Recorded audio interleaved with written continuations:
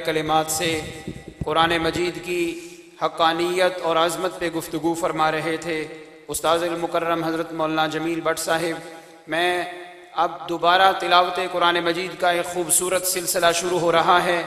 اس سے قبل میں جامعہ عثمانیہ لاہور سے میرے چھوٹے بھائی مولانا عبد الرحمن صاحب جو وہاں دورہ حدیث شریف کر رہے ہیں، ان کے دورہ حدیث شریف کے رفقائے کرام پہ 10 افراد پر مشتمل قافلہ یہاں مولانا شاہ خالد صاحب کی قیادت میں پہنچا ہے۔ میں پورے جامعہ کی طرف سے جامعہ عثمانیہ کے دورہ حدیث کے ان بھائیوں کو اہلاً و سہلاً مرحبا کہتا ہوں۔ ابھی کچھ دیر قبل ابو جی نے حکم فرمایا ہے تو یہ ابو جی کے الفاظ ہیں، نقل میں کر رہا ہوں۔ اس مجمع میں اب تک جتنے بھی اس جامعہ کے متخرجین فضلاء کرام یہاں تشریف فرما ہیں، ذرا مڈیالہ کے لوگوں کو اپنا مکھڑا دکھائیں، اپنے چہرہ دکھائیں کہ آپ نے اسی در و دیوار سے فیض حاصل کیا ہے۔ اور میں بڑوں سے بڑے ادب کے ساتھ عرض کروں گا کہ وہ اپنے اپنی جگہ پہ ایک دفعہ کھڑے ہو جائیں تاکہ میرے باپ کا دل خوش ہو جائے اور ان کا دل مزید مضبوط ہو جائے کہ الحمدللہ ان سے پڑھے ہوئے طالب علم کہاں کہاں دین کی خدمت کر رہے ہیں۔ میں تمام ابو جی کے فضلاء کرام سے ملتمس ہوں کہ وہ اپنی جگہوں پہ کھڑے ہو جائیں، اور تاکہ منڈیالہ کے بزرگ اور منڈیالہ کے افراد آپ کو دیکھ کے خوش ہوں کہ اس جامعہ کے پڑھے ہوئے کہاں دین کی خدمت کر رہے ہیں۔ اس موقع پہ دعا کے 2 کلمات کہہ دیجئے، یا اللہ ہمارے اس ادارے کو قیامت کی صبح تک شاداب و آباد فرما دے۔ اس مدرسہ کے انجمن میں چودھری ہدایت اللہ صاحب، حاجی محمد یعقوب صاحب، حاجی بشیر صاحب، حاجی یامین صاحب، حاجی نذیر صاحب اور اس مدرسہ کے جتنے بھی نمازی تھے، ماسٹر خلیل صاحب، محمد ادریس صاحب میناری والے اور بابا مہندی اور اسی طرح بابا درزی صاحب، یہ جتنے بھی بزرگ فوت ہوئے ہیں، اللہ ان سب کو ان کے لیے صدقہ جاریہ بنا دے۔ ہمارے والد محترم کے لیے میں ایک شعر پڑھنے لگا ہوں، اگرچہ وہ شاید ناراض ہوں، مجھے منع بھی کریں گے، لیکن اپنی محبت کا اظہار کرتے ہوئے میں ایک شعر پڑھنے لگا ہوں۔ یہ اس وقت جتنے بھی فضلاء کھڑے ہیں، میرے باپ جب اس قریہ میں تشریف لائے تھے کوئی بھی نہیں جانتا تھا، اکیلے آئے تھے، شادی بھی اس وقت نہیں ہوئی تھی، رشتہ ازدواج میں بعد میں منسلک ہوئے۔ میں آج ایک شعر حضرت والد محترم کی نظر کرتا ہوں، اکیلا ہی چلا تھا جانب منزل، اکیلا ہی چلا تھا جانب منزل، مگر آگے بڑھتا گیا کارواں بنتا گیا، آگے بڑھتا گیا کارواں بنتا گیا۔ میں دعا کرتا ہوں اللہ رب العزت اس قافلے کو قیامت کی صبح تک جاری و ساری فرمائے، کہو آمین۔ تمام حضرات تشریف رکھیں، اللہ رب العزت آنے والے تمام فضلاء کرام کو اپنے مقامات پہ مزید عزتوں سے نوازے۔ مڈیالہ والو تمہیں مبارک ہو آج کی محفل حسن قرات کی، میں آپ کو ایڈوانس میں مبارک دے رہا ہوں۔ آپ نے جو پنڈال تیار کیا تھا اس کی بہت کم پڑ رہی ہے۔ میں اس موقع پہ اللہ کا شکر ادا کرتا ہوں، اللہ نے ہماری محنتوں کو رنگ لگا دیا ہے، کہو الحمدللہ۔ اب تلاوتوں کا ایک خوبصورت دوبارہ سلسلہ شروع ہو رہا ہے۔ اس سے پہلے میں یہ بات ضرور کہوں گا، منڈیالہ تیگا کے معروف کالج اور سکول ہیں، مسلم آئیڈیل سکول، بروک فیلڈ، تعمیر ملت اور دیگر جتنے چھوٹے بڑے ادارے ہیں حکومت کے اور سکول کالج کے، ان کے ٹیچرز اور ان کے اسٹوڈنٹ کا میں شکریہ ادا کرتا ہوں۔ ہم ان کو دعوت دینے کے لیے گئے، جس محبت سے انہوں نے نوازا یقیناً وہ یہاں تشریف لائے ہوں گے۔ اللہ رب العزت ان کو جزائے خیر عطا فرمائے۔ اب آپ کے سامنے تلاوت قرآن مجید کے لیے میں دعوت دے رہا ہوں، اور میں مہمان کو دعوت دینے سے قبل انہیں بتانا چاہتا ہوں، کوئی قاری شاید میری فرمائش پہ آج آئے ہیں، کوئی قاری میرے بھائی مفتی نام الرحمان کی فرمائش پہ آئے ہیں۔ ابھی حضرت قاری سعید صاحب کو دعوت دینے سے پہلے میں ان کی خدمت میں عرض کروں گا کہ آپ ہمارے والد محترم کے منتخب شدہ ہیں، ان کی پسند ہیں، ان کی فرمائش ہیں۔ میں حضرت قاری صاحب کے لیے دعا کرتا ہوں جنہوں نے اپنی معذوری کو مجبوری نہیں بنایا ہے، اور والد محترم ان کی تلاوت کو بہت شوق سے سنتے ہیں اور اس وقت کے آنے کے منتظر رہتے ہیں۔ تشریف لا رہے ہیں جامعہ نصرت العلوم گجرانوالہ کا نمایاں ادارہ، وہاں کے استاذ القراء والحفاظ، استاذ التجوید جناب قاری سعید احمد صاحب، جو اپنی خوبصورت آواز میں قرآن مجید کی تلاوت سنائیں گے، ان کا استقبال کیجئے۔ نعرہ تکبیر۔ جناب قاری محمد سعید صاحب، عظمت قرآن، اعجاز قرآن، تلاوت قرآن، جناب قاری محمد سعید احمد صاحب۔ السلام علیکم ورحمۃ اللہ وبرکاتہ۔ وعلیکم السلام۔ میں اس ادارے میں مہمان بن کے کبھی بھی نہیں آیا۔ جب بھی آتا ہوں یہ نظریہ لے کے آتا ہوں کہ میں یہاں کا میزبان ہوں۔ میں نے پہلے بھی کئی دفعہ یہاں اسٹیج پہ یہ بات عرض کی ہے کہ حضرت شیخ التفسیر میرے دادا استاد بھی ہیں، اس لیے میری ان کے ساتھ نسبت ہے۔ میرے استاد حضرت مولانا ظہیر الدین بابر صاحب، میرا ان کے ساتھ بڑا پیار محبت والا تعلق ہے، اور میں نے ان کی مسجد میں تقریباً 15 سال مصلی بھی سنا ہے۔ تو جب ہم ان کے پاس پڑھتے تھے تو حضرت کا بڑا تذکرہ سنتے تھے، وہ ماشاءاللہ بڑا ذکر کرتے تھے۔ اسی وقت سے ان کی عقیدت، ان کا پیار میرے دل میں ہے، اور ویسے بھی بالواسطہ میں ان کے شاگرد ہیں۔ اللہ تعالیٰ حضرت کو سلامت رکھے اور اس گلشن کو آباد رکھے، آمین۔ اور ماشاءاللہ یہ محفل اس ادارے کی اس وقت پاکستان کی اچھی محفلوں میں اس کا شمار ہے، الحمدللہ۔ اللہ تعالیٰ مزید ترقی نصیب فرمائے۔ میں نے کچھ دن پہلے اپنے پتے کا آپریشن کروایا ہے، پتھری تھی اس میں، تو ڈاکٹروں نے ابھی مجھے منع کیا ہے تلاوت سے بھی، سفر سے بھی۔ میں جامعہ میں بھی نہیں یہ بھی مشق کروا رہا، لیکن چونکہ حضرت تشریف فرما ہے، دعا کی بھی درخواست ہے، تو چند آیات انشاءاللہ کوشش کرتا ہوں۔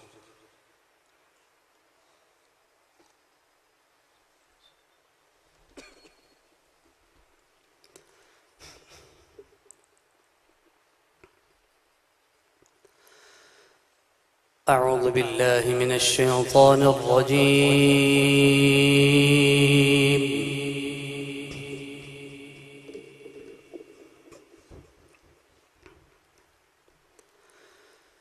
بسم اللہ الرحمن الرحیم۔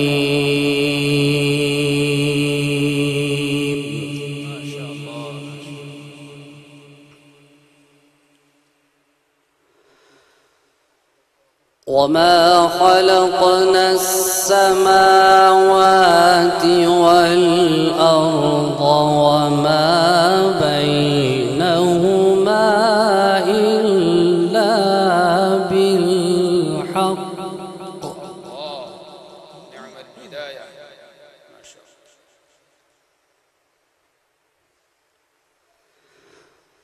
وإن الساعة لآتية فاصفح الصفح الجميل۔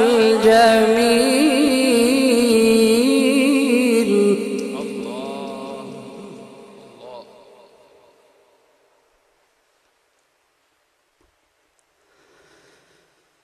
إن ربك هو الخلاق العليم۔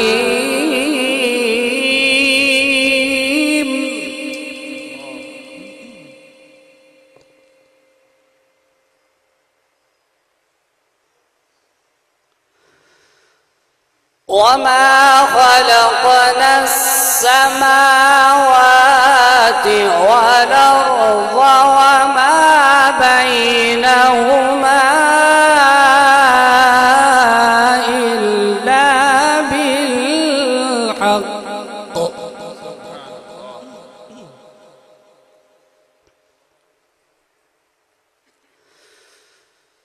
وإن الساعة لآتية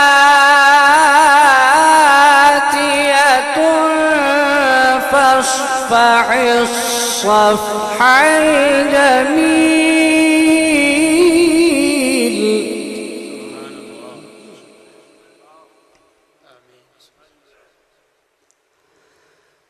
إن ربك هو الخلاق العليم۔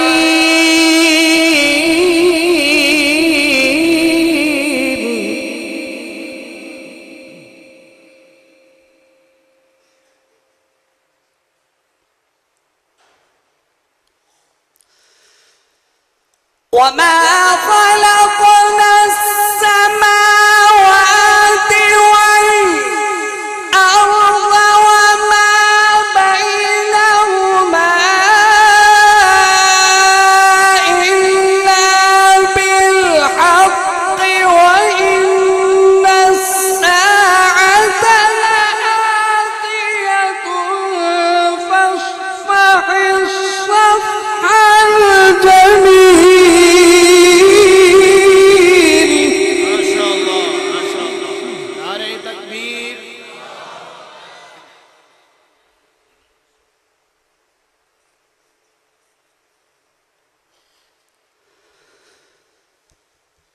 إن ربك هو الخلاق العليم.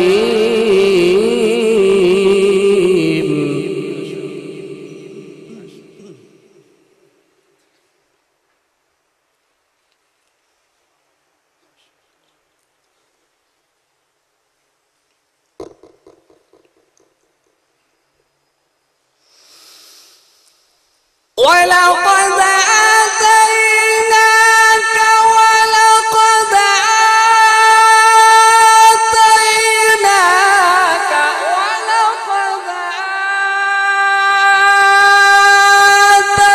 آتيناك سبعا من المثاني والقرآن العظيم. ما شاء الله، سبحانك الله، الله يشفيك، الله يشفيك.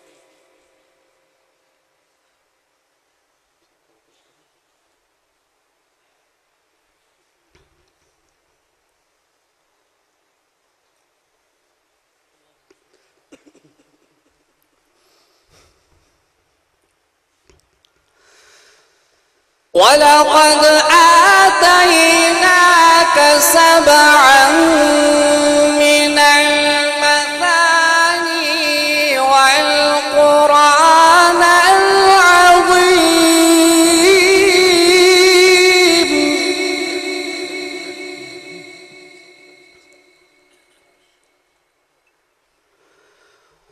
ولقد آتيناك سبعا من المثاني والقرآن العظيم.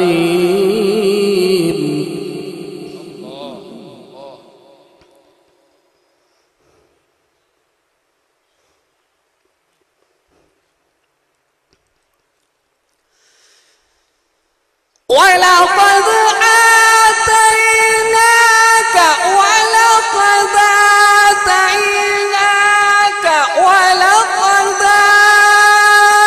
آتيناك ولقد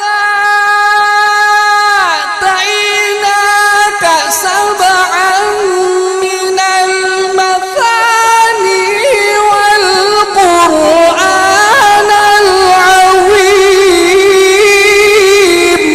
الله أكبر، ما شاء الله، ما شاء الله، الله يفتح عليك، جزاكم الله.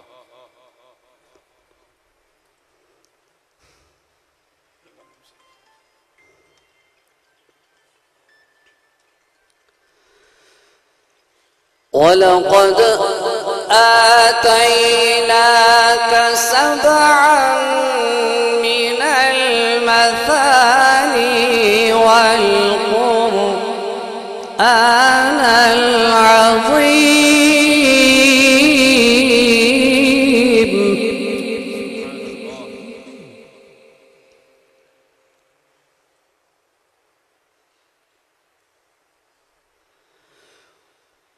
ولقد آتيناك سبعا من المثاني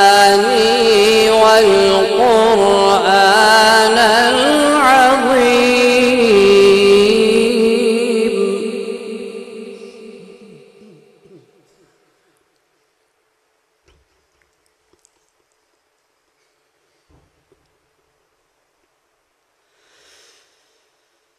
ولقد آتيناك ولقد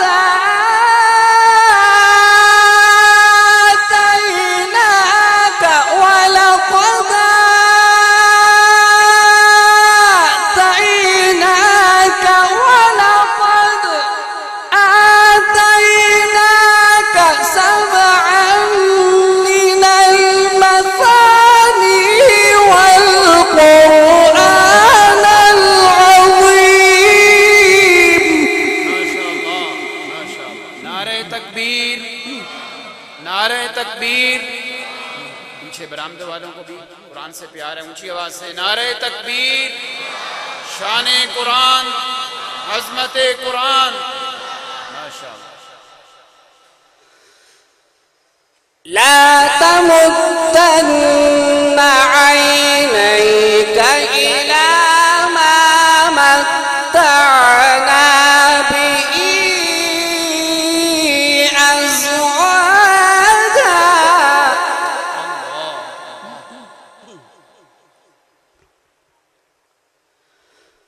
أزواجا منهم ولا تحزن عليهم واخفض جناحك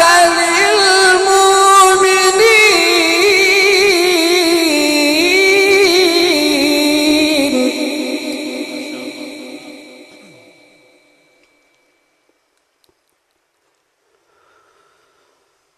وقل إني أنا النذير المبين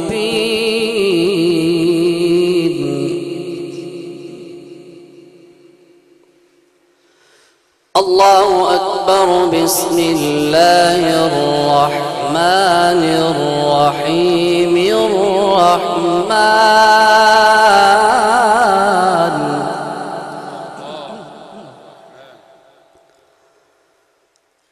علم القرآن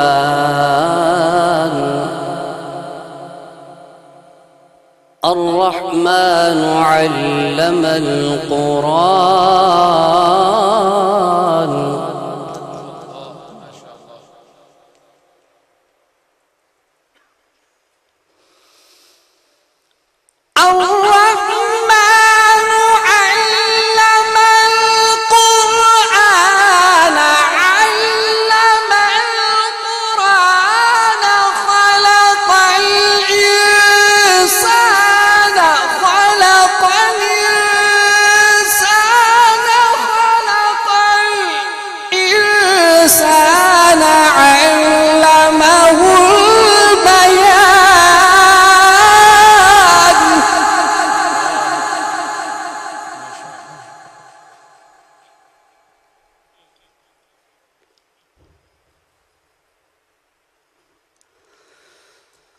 الشمس والقمر بحسبان والنجم والشجر يسجدان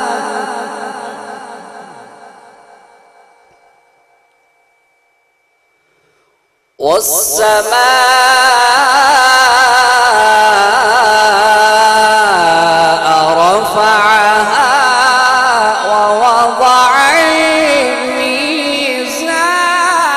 الميزان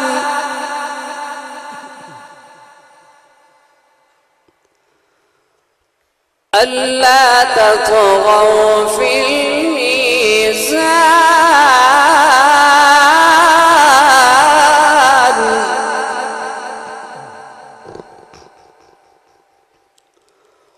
وأقيموا الوزن بالقسط ولا تخسروا الميزان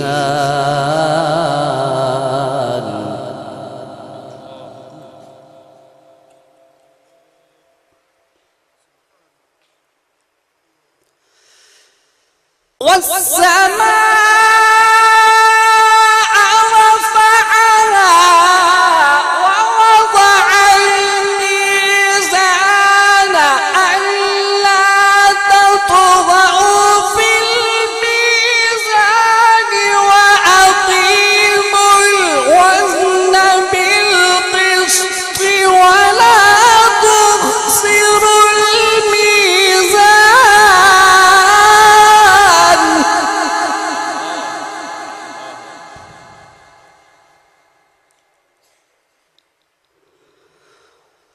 والأرض وضعها للأنام والأرض وضعها للأنام والأرض وضعها للأنام فيها فاكهة والنخل ذات الأكمام والحب ذو العصف والريحان فبأي آلاء ربكما تكذبان صدق الله